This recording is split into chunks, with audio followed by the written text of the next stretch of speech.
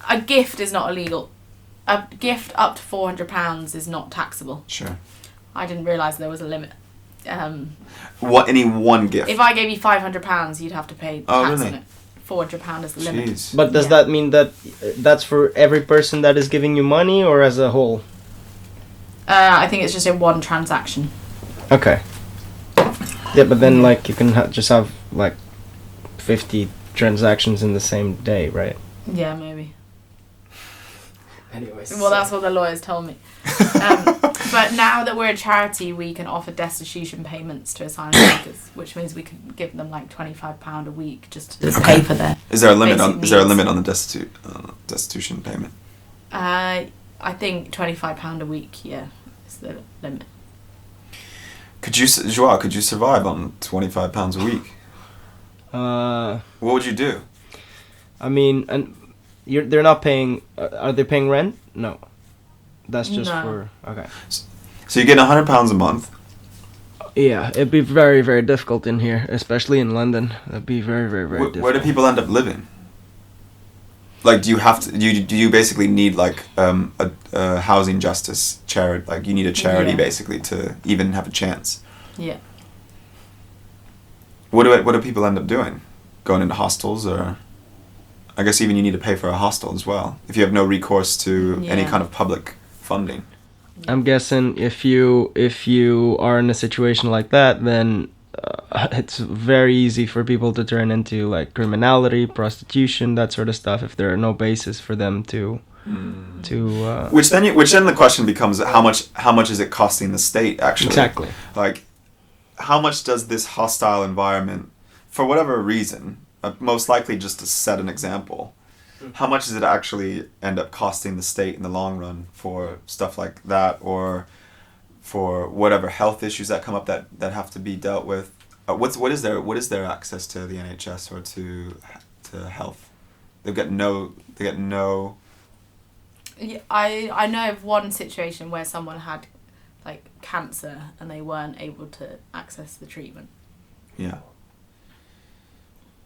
It would be fascinating to explore like how these people find their way. Like how do people just make shit happen to survive? Yeah, I mean, I guess the idea of the hostile environment is just try and get them to leave the country by making it so unpleasant. Right. But that actually becomes a real breach of human rights. Well, I mean, if you've got a perfectly good health system that works and supports cancer, and then you've got someone who's, I mean, clearly there's like... And someone that will be killed if they go back home. They go back home, right. Yeah. I think it's just that it's just hard to make that. Also, like as any body of law, it's also pretty difficult for you to separate and to like find out what people lie, you know, and you have to have both things into consideration. And obviously, like I'm just giving the other side of the argument here, but yeah, it's a super complex issue.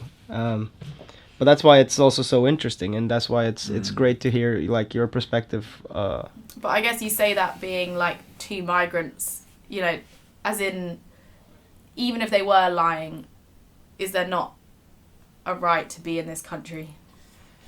Yeah, because I guess it's based on where you come from. Yeah, I mean it's which is a form of. I mean, I know that you need some kind of system, but as in there's only so much resources that one society can share.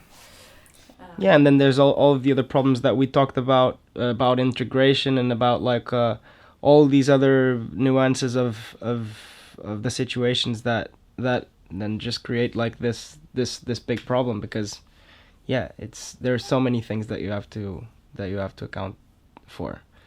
So yeah, in a way, like it's a shit situation that like I'm like I wouldn't say that, at least with my experience, and obviously this is completely different. I'm migrated from a European country, which has got a very, very different sort of policy and whatever. But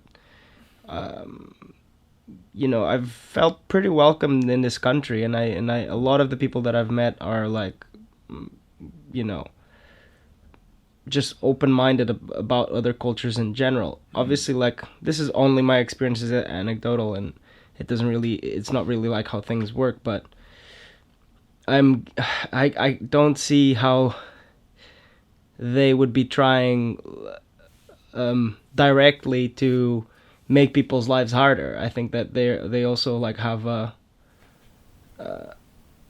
You mean the Home Office? Yeah, the like whoever is having to make these decisions, and to be fair, Joao, like they've been pretty transparent. Like this is a hostile environment. Like, oh yeah. Yeah, I mean, it's, okay. It's like they've coined their own culture. Right. So okay. I think it's which is a lot more extreme than most other European countries. Yeah. In terms of their policy. Yeah, I mean, it definitely helps that we have EU citizenship. Yeah. No, absolutely. Yeah. No, I'm just trying to like also like bring a little bit of the discussion here, Sure. like on the other side of the argument, because I think that's where you actually find. I mean, I think the question from my perspective, of the challenge would be is that even best for the country? The country in the long term, right? It's more of. But that's exactly why I'm posing the position. I mean, to say, look, we are going to make it really difficult for people to survive and to, even just to survive. We're essentially going to create the conditions by which you might not even be able to eat. Feels really short-sighted. Yeah.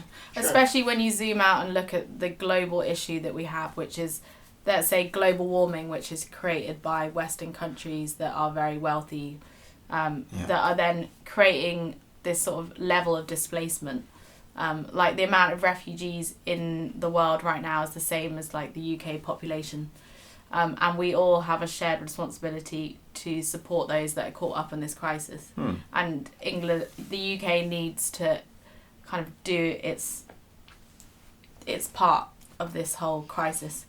There is a kind of spiritual connected oneness argument to our collective responsibility. There is, but then you go to places like Sweden, where they have had so many migrants going in there, and then like it actually created a lot of problems, and people are having a lot of trouble. Course, but I think that's more in the policymakers' issue in not like creating the initiatives to actually support integration.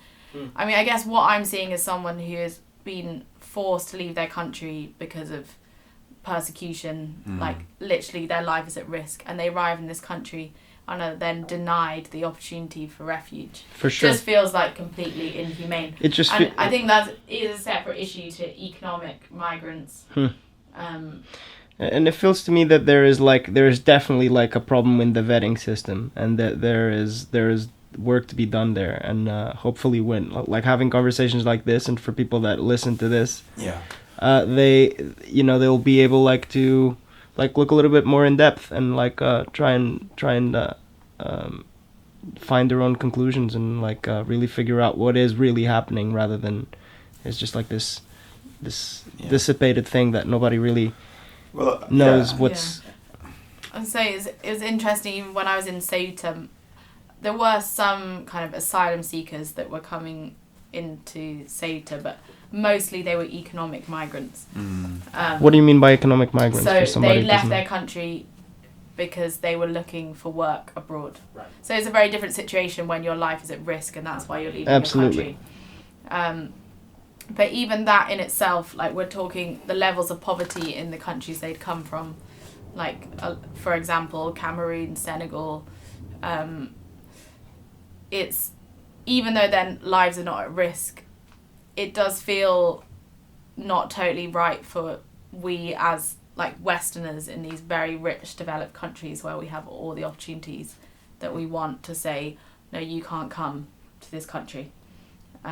So for me, even like economic migrants, they're part of this system. Why is it that African countries are so underdeveloped? Because of the colonial past. I mean that's one argument. I would think that it's also more complex than that. It's obviously very complex, but there is, when we look at like the global system, there is inequality Yeah. There's a lot of corruption though, also in those countries. I mean, you go to countries like Nigeria, where it's like it's unbelievable the level of corruption that is happening inside the country, and it's actually a really rich country, you know. So then there is an internal problem, and then there is the I guess the some argument of those is corruption has been created by the colonial legacy. Has it?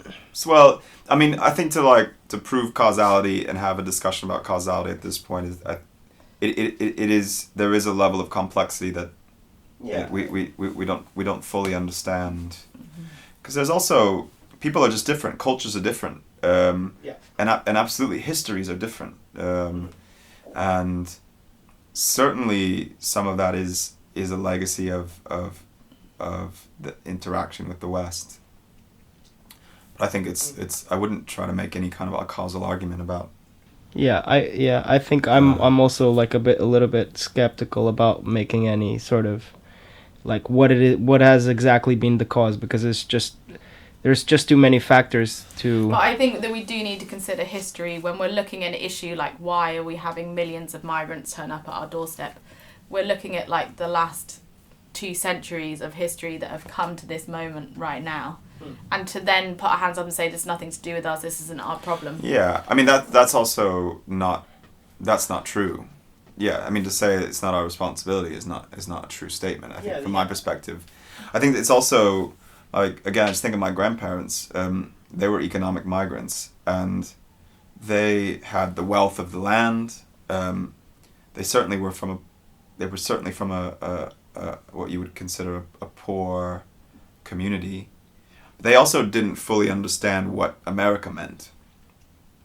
They had a perception of what America meant. They had heard stories. Some of those stories were false, like the roads are paved in gold, and some of those stories were not false. Like there's tons of work opportunity at that time, and they took a risk, and it wasn't because life was unbearable, or that they were gonna die. I mean, they had everything that they needed to survive. And they still have family there that lived and survived and did okay. But they took a risk, and they thought that there was going to be something better for their family and their children and their grandchildren. Now, I wouldn't make the argument necessarily that things got better. They just lived a different life. They had more stuff. They had more money. I wouldn't necessarily say they would have been less happy had they stayed in south of Italy. So are you sure about that? I mean, like. Well, the question is, the answer is I don't know. Right. I don't know. My grandparents, for example, like they lived during the dictatorship in Portugal. It was like actually the longest dictatorship, fascist dictatorship in Europe. It was I think, and I can be wrong. Sorry, history buffs, but I think it was 1974. So that's really late. That was like. 1974. I think, yeah. So that's like really late, and literally like people had nothing to eat. Like I hear stories that this guy was a friend of my granddad's. His lunch and dinner was an onion with salt. That's it. I mean, yeah, he survived. Yeah. Funnily enough, he did emigrate to the States for a few years. And then he came back.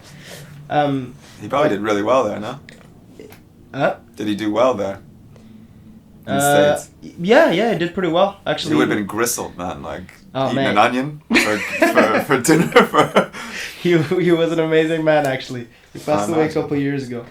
But, so yeah, like, don't get me wrong, like, it's not like I don't understand the plight of the people, but I also can't I can't just take it as, that I know what would be the consequences for the countries to just like be completely open bordered, you know? I guess the question is what kind of world or society are we supporting in the long term by having such a culture of opposition. Yeah, I mean, by the way,